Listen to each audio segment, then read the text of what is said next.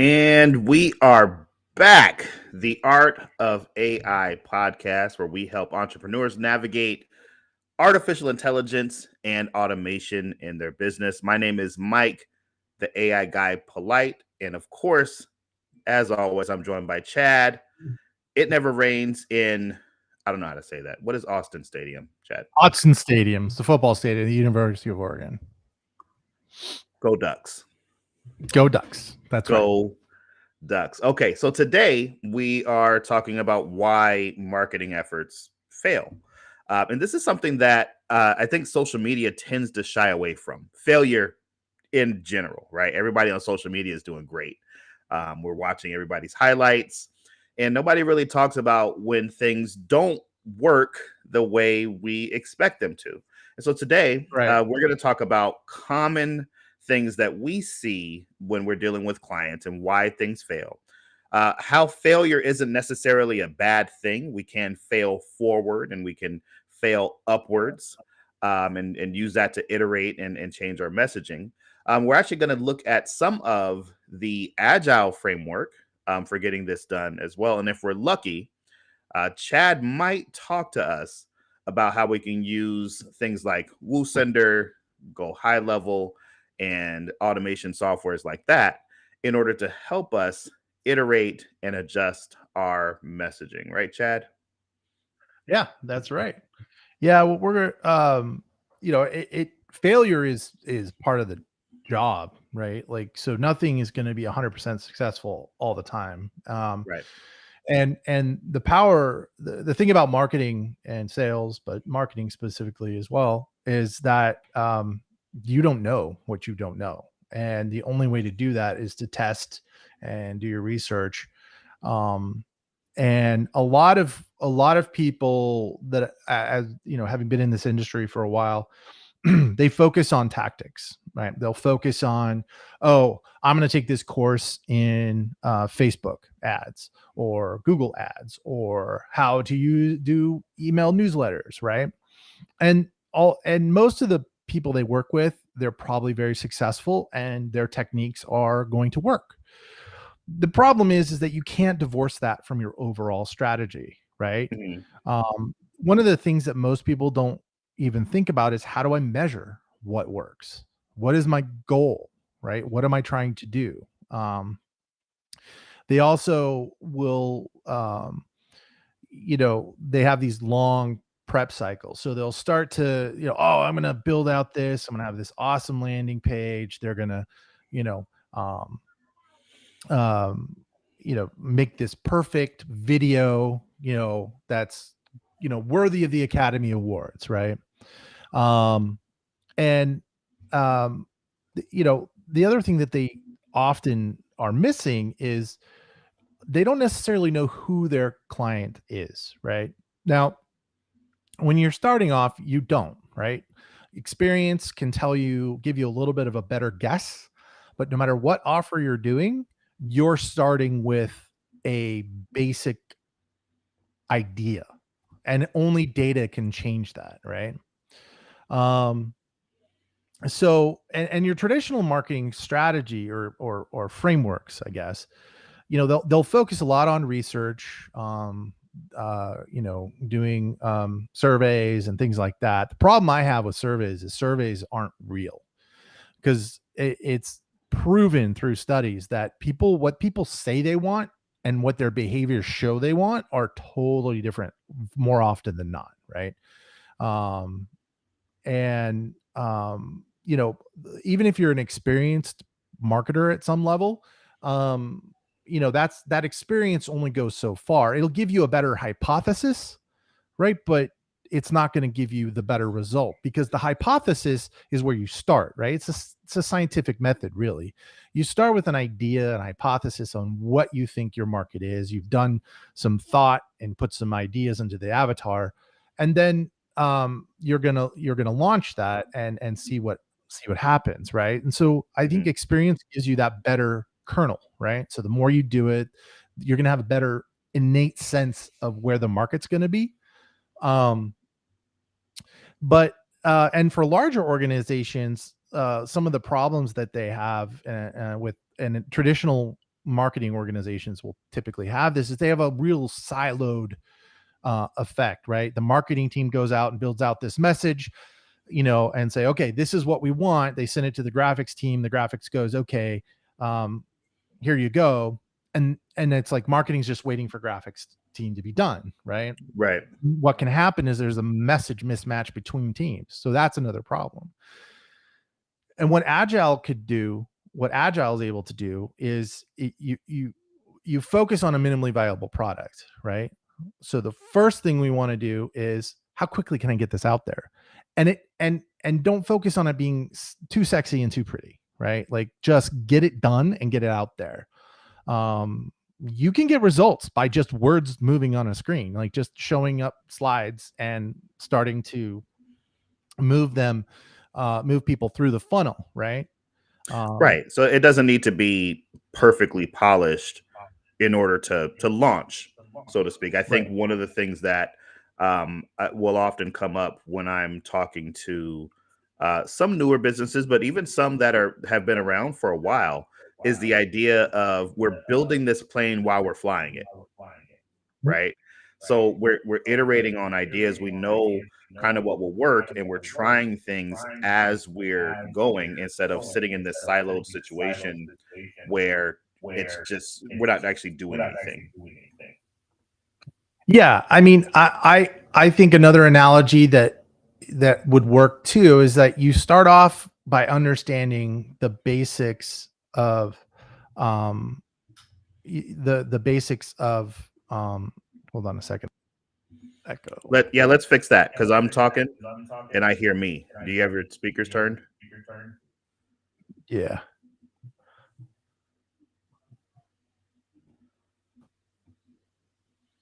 We're All gonna right, have so to you're get hearing you. yourself. How's Yeah, that? I hear myself. I still hear me. It's like I'm there. It's almost like I'm there. How's that? It's not you, it's me. It's worse. Here, let me turn it down a tad. How's that? Yeah, you don't need to hear me. You don't listen anyway. Perfect. No, not perfect. Okay, testing. That's a little better. I can still kind of hear me. We're gonna have to get I you don't know where the echo's coming from, but we got to get you an in-ear monitor, man. all right. Okay. Perfect example, folks. I'll be get it quieter.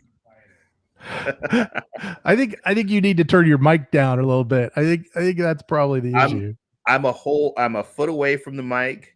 I'm projecting though. I'll try to project. I don't know. Maybe it's not even on the stream. We don't even know if it's actually coming through on the stream. I think it is. I watched yesterday's last night and I was like, oh yeah, I hear me twice. Coming Got through it. Chad's All mic. right.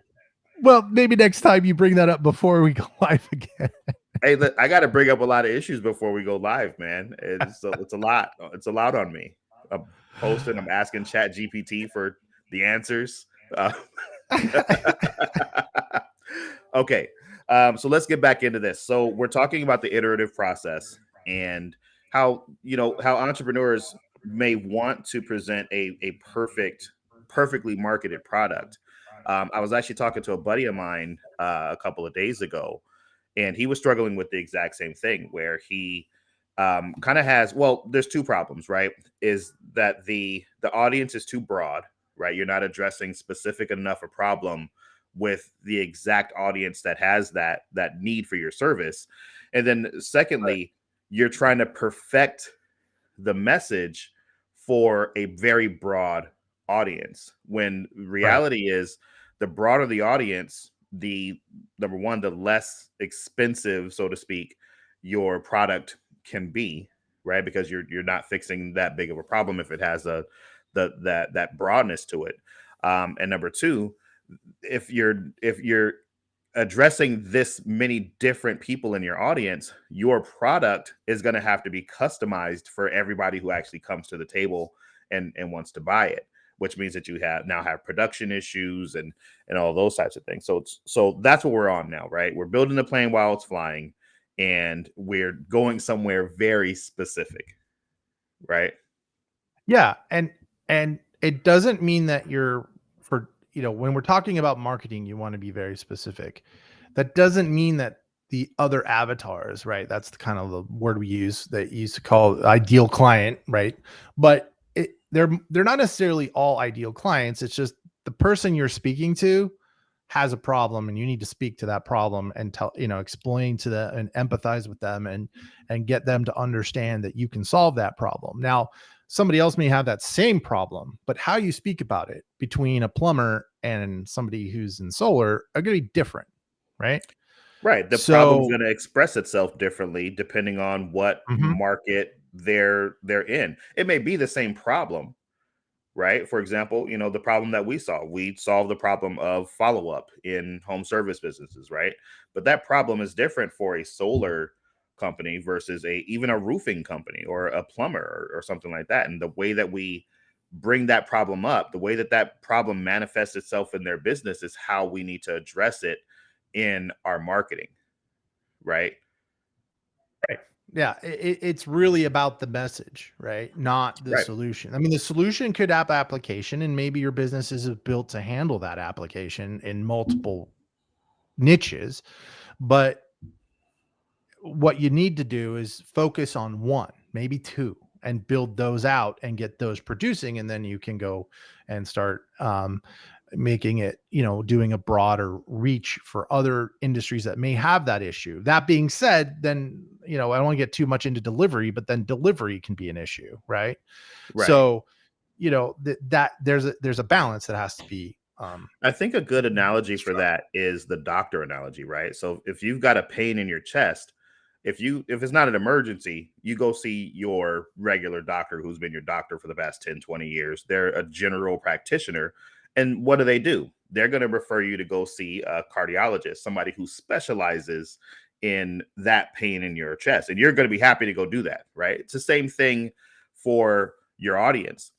If they have a problem, they're going to gravitate towards the solution that's built specifically for them and their problem, not the general solution for that specific problem. Even if it might be the same, they want to know that what's going to be delivered to them is tailored for them and their specific version of that problem and how it manifests itself in their business, right? Yeah. Yeah, that and they wanna know, that they're, um, the way you speak about the problem and how it affects them. Like, even if the delivery is the same, like I said, I wanna reiterate this, it doesn't mean it's just from a marketing perspective, you know, the major product that solar is selling is not going to be different than a plumber, right? And what they run into on a daily basis and the pain that they run into with follow up is going to be different, right? Plumbers typically don't have sales forces, right? So it's probably the front desk, and they're paying for marketing and people to call the front desk and things like that. Whereas solar is full of door knockers, and their problem may be the same, more needing more clients. Um, but how they go about it and the pain they have in getting new business is going to be different, right?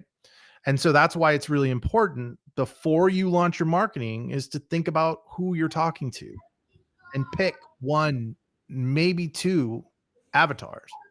I think picking two is too much, right? Like pick one and Yeah. go at that, right? Yeah, I mean, I'm not saying I wouldn't do more than 2, Yeah, because there is time, even in an agile approach, there's still time that it takes to create the landing page and tie it all together so that you understand the data. I mean, the important thing is data, right?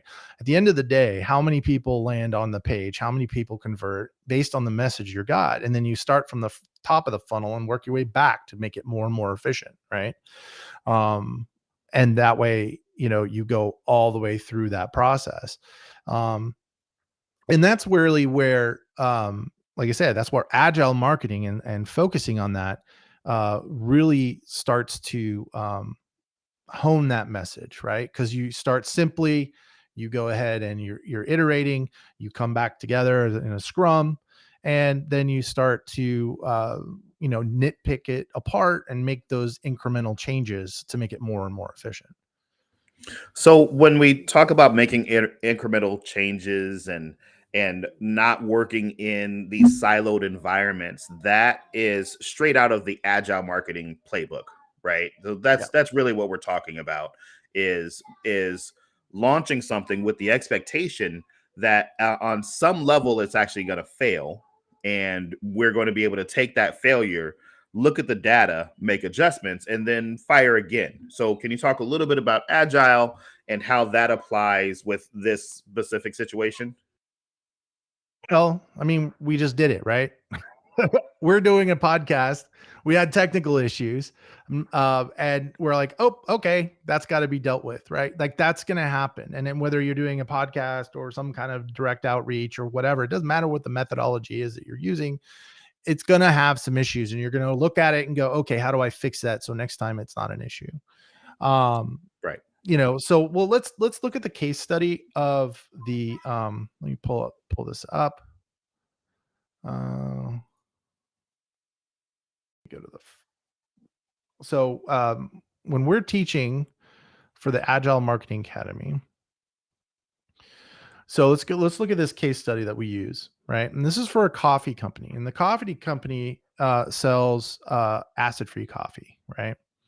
And they have what they thought was some decent revenue, but what was happening is, I guess I can't click on the actual. The product launched and it failed to connect with their client base, right? They really weren't getting the growth. After 1 year, it's just kind of stagnant. You can see the lines kind of there.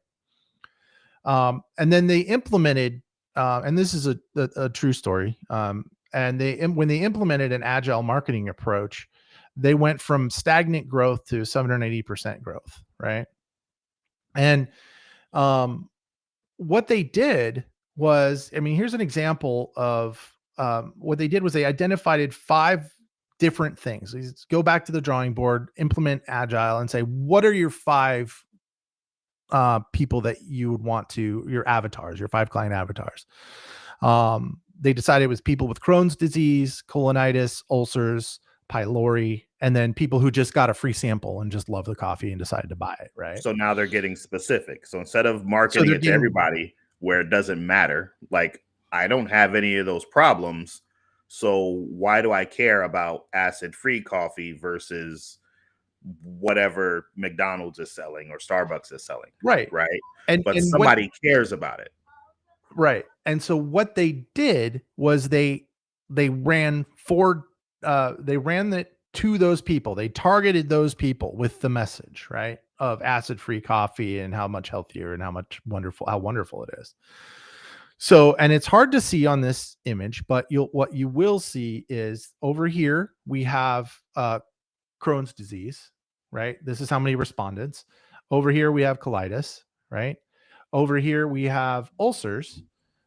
This is pylori, and this is people with a free sample. Now, if you're looking at that, now this is all data driven, right? We're no longer guessing. We're no longer, and we're not doing surveys on like, if you ask people with Crohn's disease, would they like acid-free coffee? Would it be something, the problem with surveys is that how you word it is so important and can so drastically change the responses. If you said, hey, would you like to try acid-free coffee to see if it helps? Yeah, I'd like to try it. Well, that doesn't mean they're willing to buy it, right? But when you're actually recording actual results, then you're look at this. Like we have 7,313 people, right? 600% more than even your pylori, which apparently there was 1,000 people that were interested, but that was actually less than people who just sampled the coffee, probably thought it was great, and so they were buying it right after the Right. free sample. Right. And But so that's not their target now, audience, people who think it's great, right? The target audience is people who are coffee drinkers, but they're suffering negative effects because of their coffee consumption, because of their health condition, right. right? And so once they did this small sample size, they launched it, they read the results. Now they're going to focus on the messaging can change. So now instead of, hey, acid-free coffee can help you with all these things, we're going to say, do you need your coffee? Do you have ulcers? Here's the coffee for you, right? And that's how you end up, with real data driving your message, because the message changed due to who you're talking, who's responding on the original Right. message. Right. And that makes sense, right? You hone in on exactly who the target audience is. You look at their specific needs and address that need with your offer. And this applies to coffee or house cleaning or anything really. It's who's Right. in the most pain because of your thing that you solve, right? Right. And then once you can figure that out, it's about creating messaging and marketing content that will resonate with that audience, right? So let's talk about that process. Well, I mean, that's why you've got to go through, identify that avatar and get an idea of who they are, um, before you just launch it. I mean, most people kind of have an idea. They think they have a great idea, and they may have a great idea. I'm not saying they don't, but they're like, everybody wants that. Mhm. Like, no, not everybody wants it. I guarantee you, no matter what you sell, unless it's air or water, not everybody needs it or wants it, right? But Like, that's the interesting thing. Like, because so like I sit in on a lot of like business incubator and like help programs, right? Well, I'll operate as a mentor or something like that. And when we're listening to new business owners who are in business, or people who are just kind of floating their ideas for their business, when we come to that question, who is this for? The most common answer, right? If I had to guess like a percentage, probably 60 to 70% of the time, the most common answer is this is for everybody. Everybody needs this, right? And it really speaks to just the lack of knowledge about exactly what it is that your business exists for and who it exists for, right?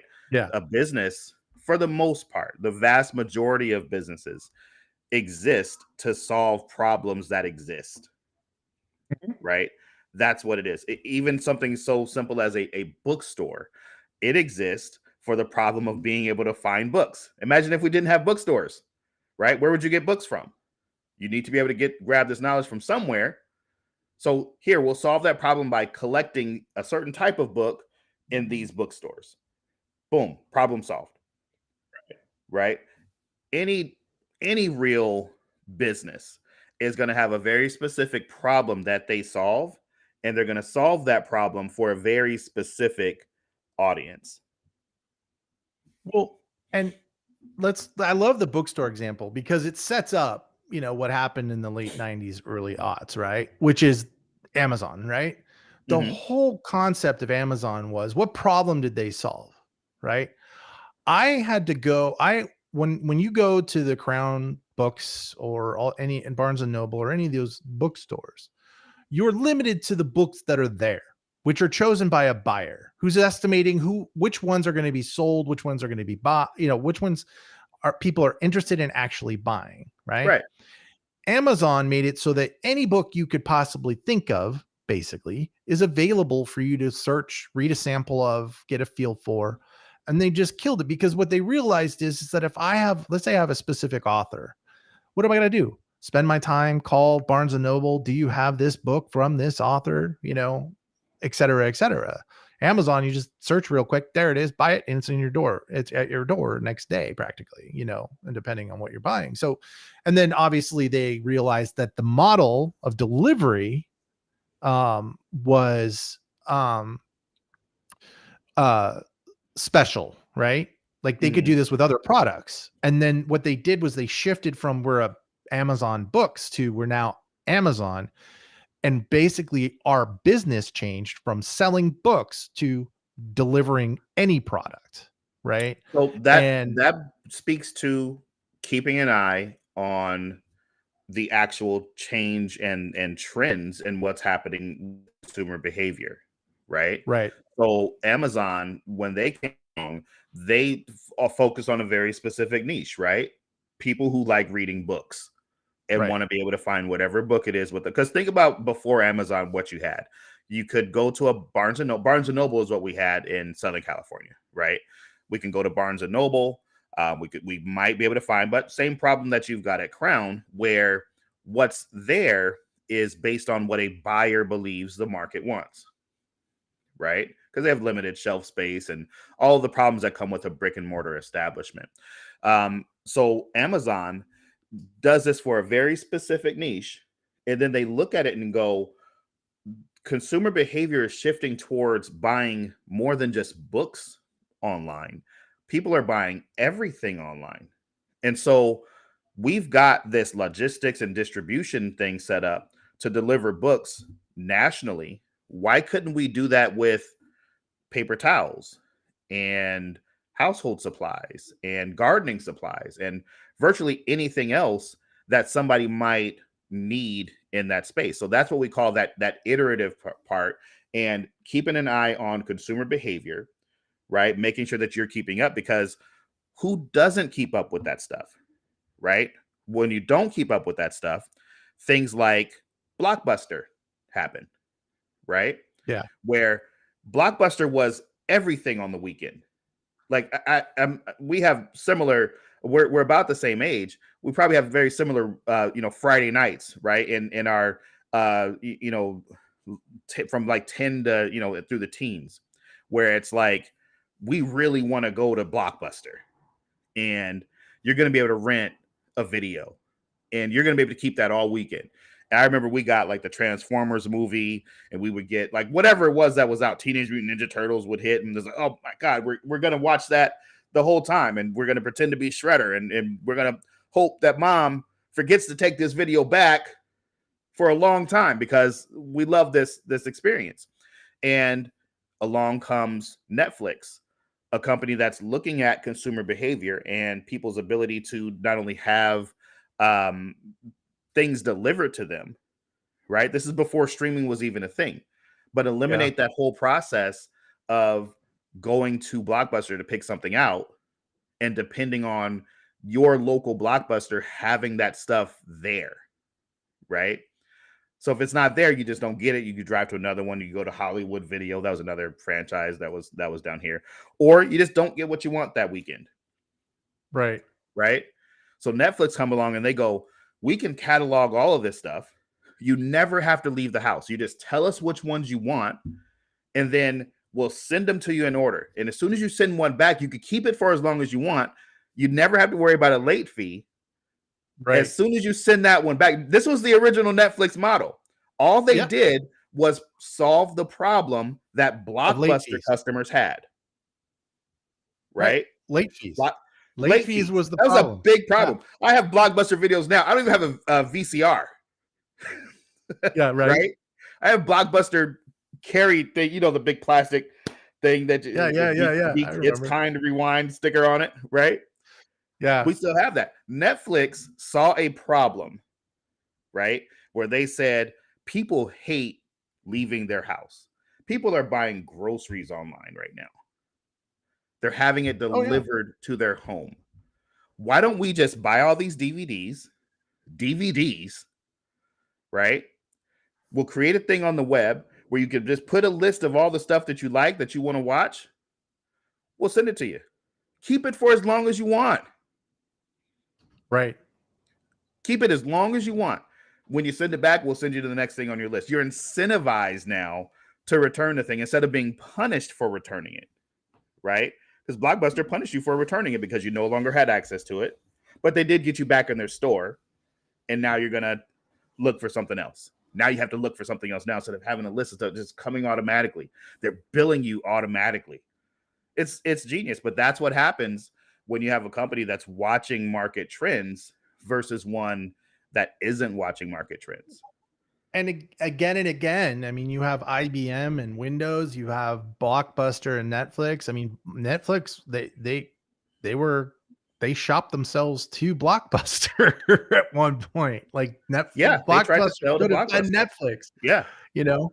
and And And Blockbuster was like, no, nobody want people love leaving the house. It's a whole experience. well, but No, I mean, come we don't on, like man. leaving Like the house. but see, that's the thing is what's the experience? It's not the experience of going to Blockbuster. I mean, yeah, as a kid, you're excited you go get a movie, but how long did you end up spending there trying to decide which flipping movie you wanted? Oh Like, God. you know what I'm saying? Like, Oh God. well, And yeah, on a that one looks Friday night, interesting. man, it's And like it's think about crowded. the time value of money, right? I'm gonna sit here. I mean, now even with Netflix, or any of the streaming platforms, I'm sitting here like, oh, do I want to watch that? No, no, no. You're just Right. scrolling, like you finally land on something. But see, with Netflix, the beauty is that yeah, okay, I can either watch the trailer or I can watch the first 10 minutes and I'm done with this, move on. With with Well, see, with that's another pivot Blockbuster, too, you're right? you're you're walking around the store and you're gonna go, okay, I'm gonna take a chance on this. 10 minutes in, you're done. What are you gonna do? Go back to the store? No, you're not. And Right. you've already paid for it, so you might as well watch it. Right. Like you know. Yeah. Now you're So watching something bad. I can't tell you how many times that happened. My mom's like, "You sure that's what you want?" And I'm like, "This is the one." Just because it's got like a giant robot mech on the cover, right? It's got yeah, like right. Japanese writing across. I have no idea that I'm not going to understand a word of this movie, and there's no captions, right? And it's literally a guy in a robot. So this is pre Power Rangers, by the way, and it's going to be awful. But lesson learned. Netflix going to full on streaming. You can't get a DVD from Netflix now. Nope. You No, I can't think get a they've DVD gone. from Netflix now. So we're talking about now yet another pivot into what consumers actually want. Nobody wants to go and pick a movie and check the mail and have to put it in an envelope and send it back and do that whole thing. Right Right. now, we just kind of scroll through. We might say, hey, what's this movie? And we find it on our phone and put it in our list of stuff to watch later. Right. But what's happened? Netflix was in what we call a blue ocean situation, right? Where when their streaming service went live and started inviting everybody to it, right? They were the only game in town. Now, Right. I can't even like there's a streaming service for everybody. There have been streaming services created for virtually any niche market that exists. If you Right. like anime, there is a streaming service specifically for you. If you Right. like westerns, there is a streaming service that only has westerns. If you like free movies from Africa, this is a real thing. Right? And I love those movies. Right? They're hilarious to me. But there's a niche for all that stuff. So now Netflix is finding themselves in a Blockbuster situation, right? Where they once had this blue ocean that's Oh, turned red, right. Because right? what's happened is, and this is what's really important for entrepreneurs to understand, is that the market shifted. That's why experience and marketing doesn't translate to uh to 100% reliable results, right? That you've got to start the experiences in the process of learning what works and what doesn't, and then analyze Right. and keep iterating, keep putting it out there. Because what happened is when they hit it, it was a blue ocean because nobody else was doing a viable streaming methodology, right? There Nobody had was figured out nothing the like it on the market. technology, right? And what they did was they allowed the DVD market to support them while they developed the technology, right? Now, streaming, there are streaming platforms out there just designed to help you stream content, right? Like build up your content. The issue now is creating the content. Well, the the thing is, Disney's got what 100 years of content, Oh my God, like dude. Disney right. Plus? Are you kidding So me? that's the point, is that they have so much content to just like once the technology matured, that's what they were waiting for, because they saw before Netflix, they probably saw that, well, look, once this gets to a certain point, we'll just put our content out there. And so that shift Yeah. happened. So they And that's licensed what their content to Netflix, right? Because you used to mhm, be able to watch all of Disney stuff on Netflix. Well, not all of it, but the bulk of the a lot, popular stuff, some of it. Yeah. Yeah. yeah, was licensed to Netflix. And as soon as that license ended, it didn't happen to coincide. They knew what they were doing. That's when Disney Plus was launching. right? And what did we do? What did people who love Disney movies do? You got your sister's password is what you did. That's what I did because I'm not paying for another streaming service. Shout out to Tiffy Starchild for the Disney Plus password, right? Which brings up another issue that's happening in that specific space where there's always this iteration that happens. And this kind of goes to the point that it's not set it and forget it. That's one of the biggest things that I see with entrepreneurs and failure is when they find a good thing. And one of our partners, Ron, was talking about this. Nick and Ron were talking about this a couple weeks ago. Is that when you find a good thing, we tend to want to stay in that vein, right? And not leave that space because it's a good thing. But that's what killed Blockbuster, right? Yep. When we started this whole artificial intelligence appointment setting, this whole thing, we were in a blue ocean situation as far as the word AI is concerned. Do you remember a couple years ago? You didn't see AI everywhere, right? No. Now, AI is a marketing buzz term for stuff that has nothing to do with AI. I would not be shocked if we saw an artificial intelligence generated hamburger joint pop up because it's just the buzz. Oh, AI burgers, right? No, they killed a cow for that. But we like the word AI, and we're putting that in our thing. It's everywhere now. And of course, is there competition in our space that wasn't there when we started? Of course there is. We have a really good thing going with what it is that we do. But every ocean goes from blue to not quite as blue to purple to red, right? What's important is that you keep an eye on what's happening in the market and you pivot and make shifts, right? So if you look at what's the pain with something like Netflix right now? Well, the pain is really the cost, right? And the fact that Netflix is kind of inflicting pain on their customer base by saying you can't share passwords outside of your household, right? So the fact that I have a Netflix account and my sister who lives 10 miles from me uses my Netflix account hasn't been a problem up until now. And now Netflix wants to bill me for my sister using it 10 miles away from me, right? My oldest child using it 8 miles away from me, or even across the country, right? Somebody's going to come in, see that pain, and create something that doesn't have that issue, right? And then Netflix is going to, unless they pivot and make a change, they're going to go the way of Blockbuster. That's why it's really important as an entrepreneur. Even once you have a good thing going, you look at the market and see what people are doing and where the big problems are, where the need is. What problems might you even be creating with your service so that those things can be solved and your company can do what Amazon has been capable of doing up until this point. And that is continue to evolve and continue to serve and grow their client base. I didn't mean to rant. Right. Sometimes I get all dramatic and ranty. You have to just give me the signal. We're like this when I get dramatic and ranty. You'll be doing that a lot. I'll be doing this the whole time. Like, Mike, shut up. No, I have to get this point across, Chad.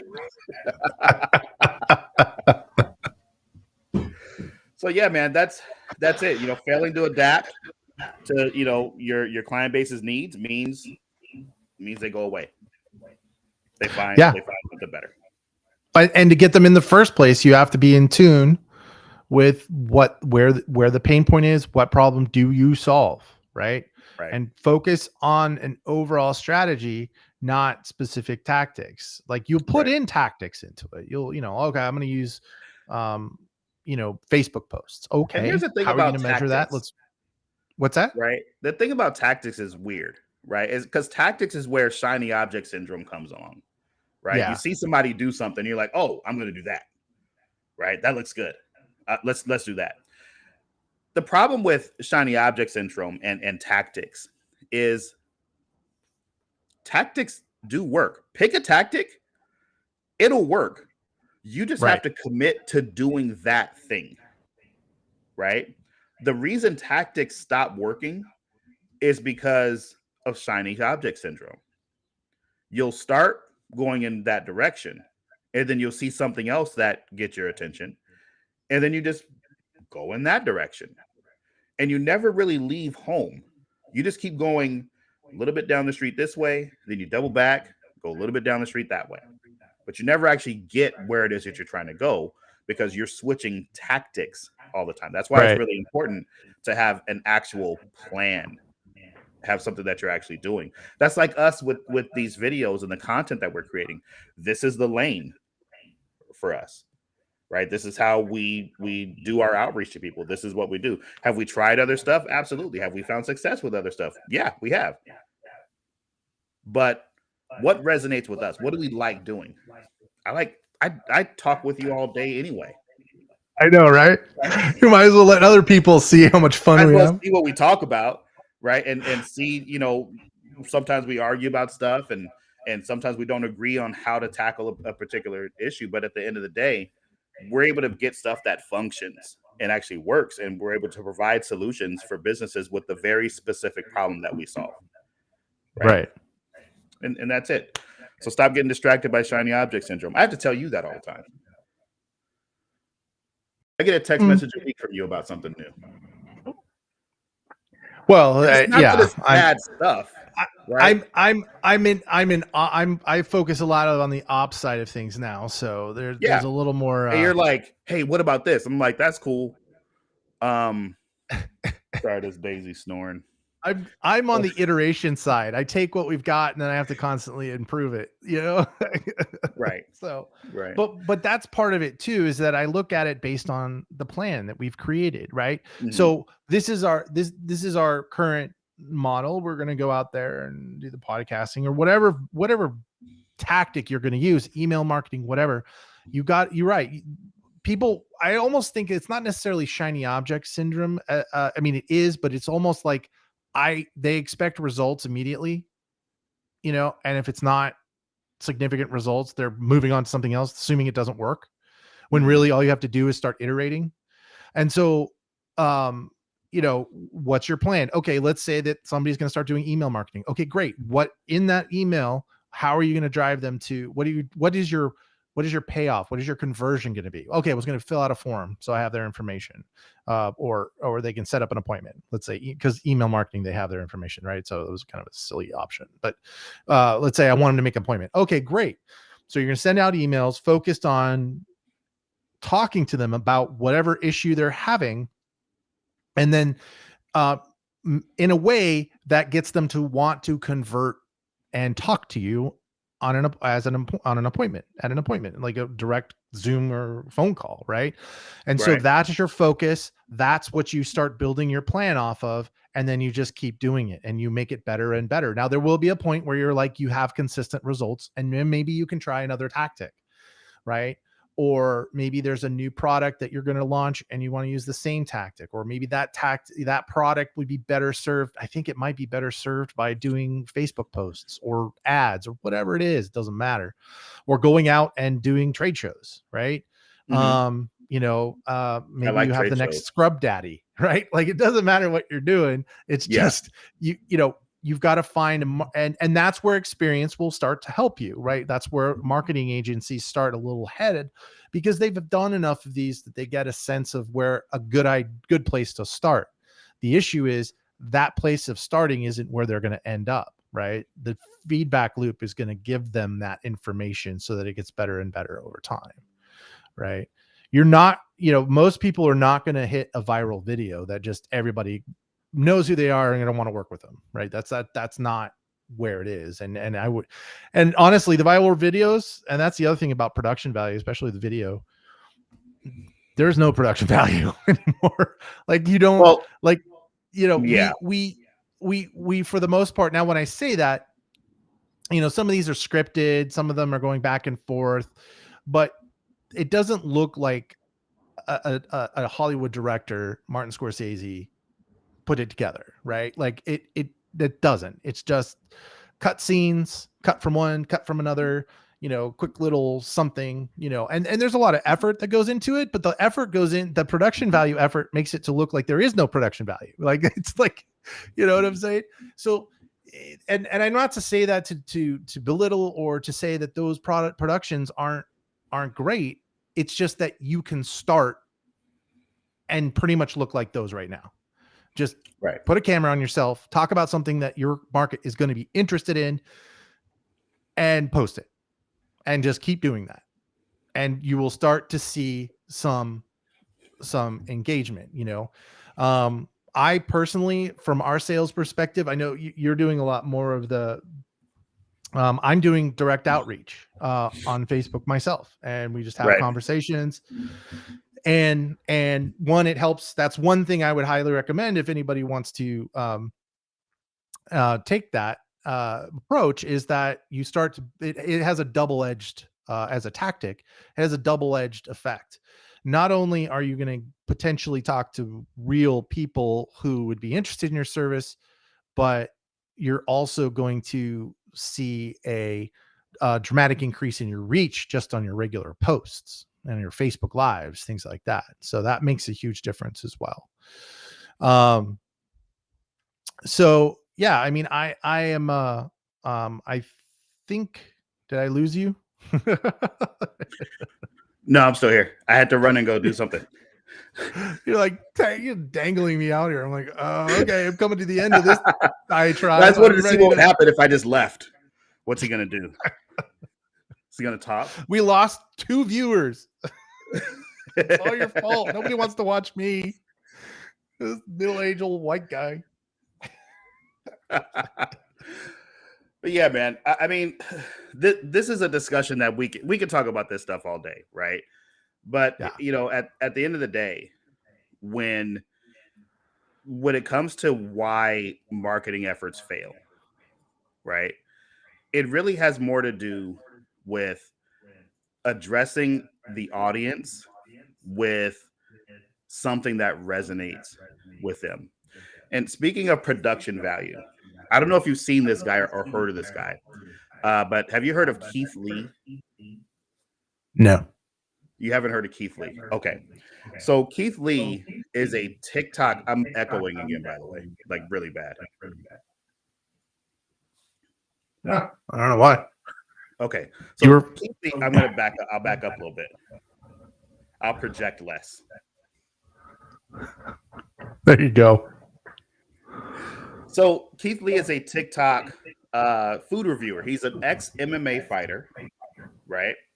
And he started reviewing food. He has a very stoic delivery. He comes on the thing, younger guy, fairly good looking, not, nothing like, oh, that's a good looking guy. He's just a guy, right? He's really genuine in his delivery though. And he just comes on the camera and he goes, somebody will post something and be like, oh, I'm at this food truck over here on 32nd Street. And he'll pop in and go, I went by there. I bought everything on the menu. Let's try it and rate it 1 through 10. And that's my Keith Lee impression. I've never done that. I thought it was pretty good.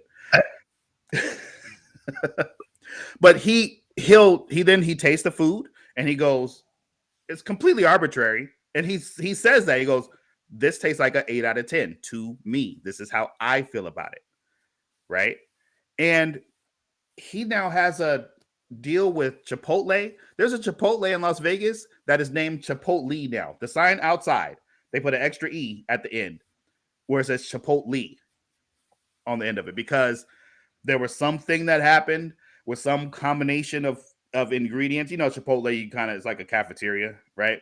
Yeah. Some fajita quesadilla thing with, like, you take the vinaigrette and mix it with the sour cream to make a dipping sauce, and it's fire. It's amazing. Apparently, I've never had it, right?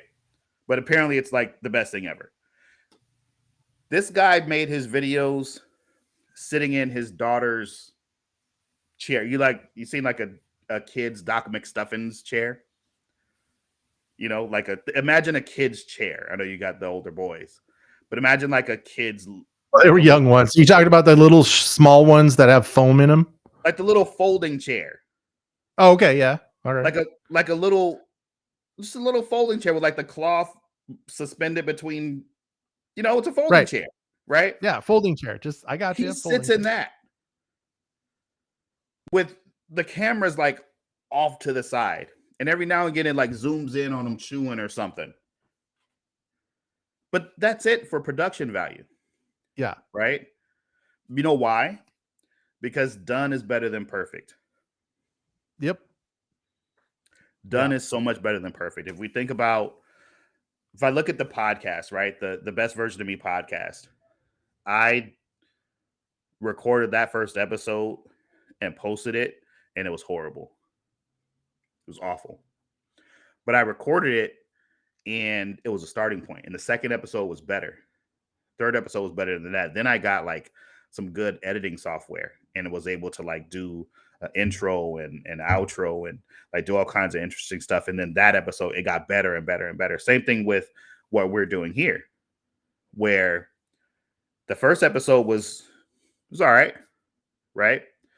And every episode, they're not all going to get better and better, but the more we do it, the more you keep at it, we are going to find an audience that this really resonates with, right? Notice that the view numbers have gone up since we've been doing this more consistently. Like more people are actually tuning in and watching this live and after the fact, right? And one thing I will highly stress, and this is an agile marketing tenet, but it's also just in general, is that you have to commit and do it consistently, right? It doesn't matter what marketing methodology you're using, pick it and run with it until you get some results, or until you've run it long enough and you're not getting results, right? And now that doesn't mean you do it for 6 months necessarily, but you got to be able to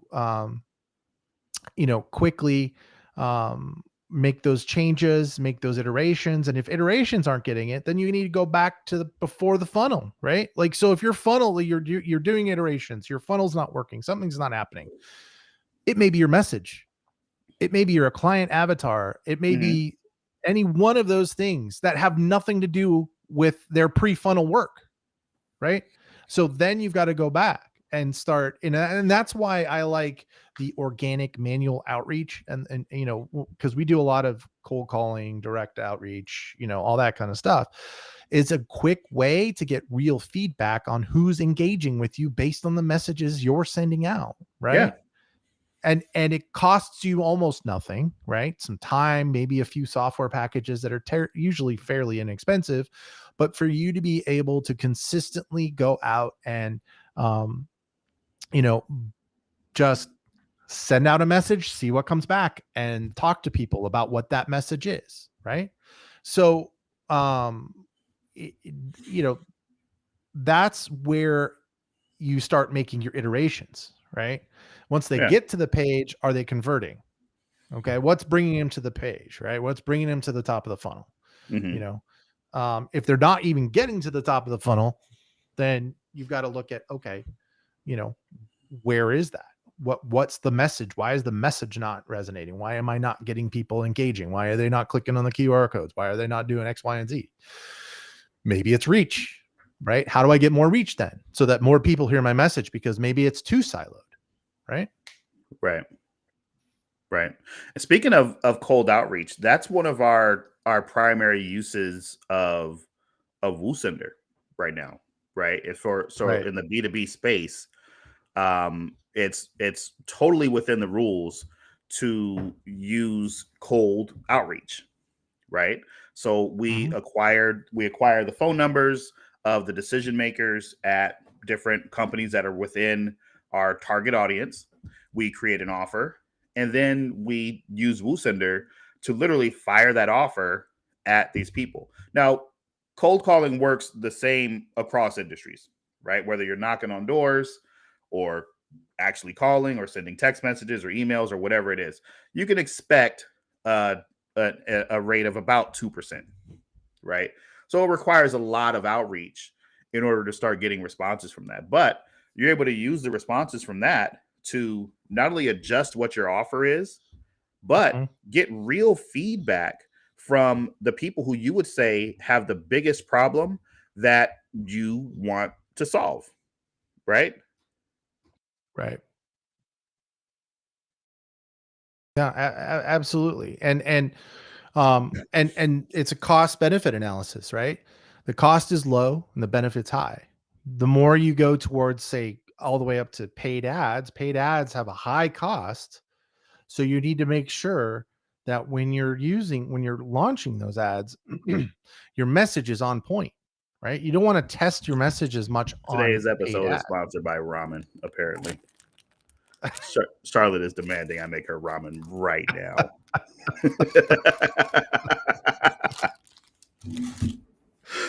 Yes, all of mine are at school now, so Yeah. I don't have the small one, but yeah, and you can test. There are ways to inexpensively test. I'm not saying it's not a viable option, but it is more expensive than just talking to people online, right?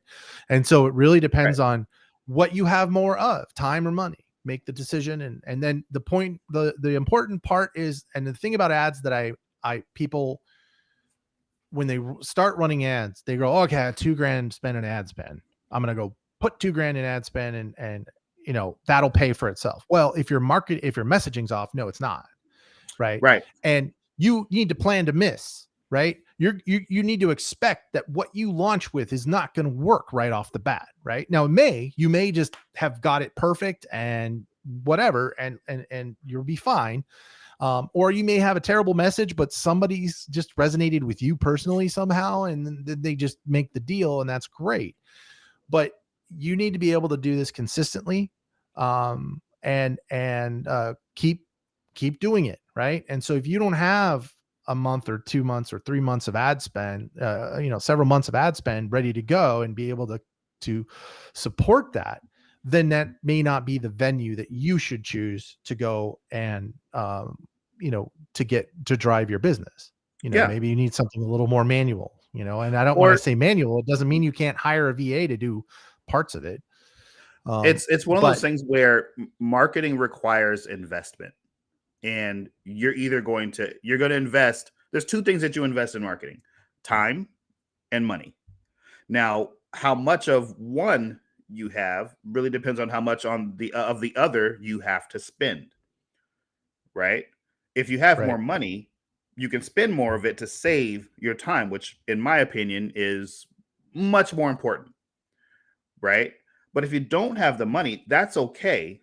There's inexpensive tools that are available that you can use so you can spend your money wisely, right?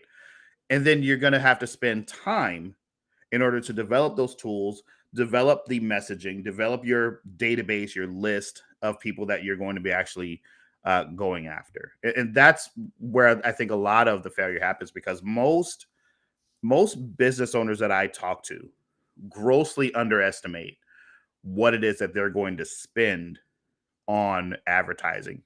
And that's even when they're, and we don't do advertising, so to speak. Like, we don't lead with, hey, we'll run YouTube ads for you. We will run YouTube ads for you.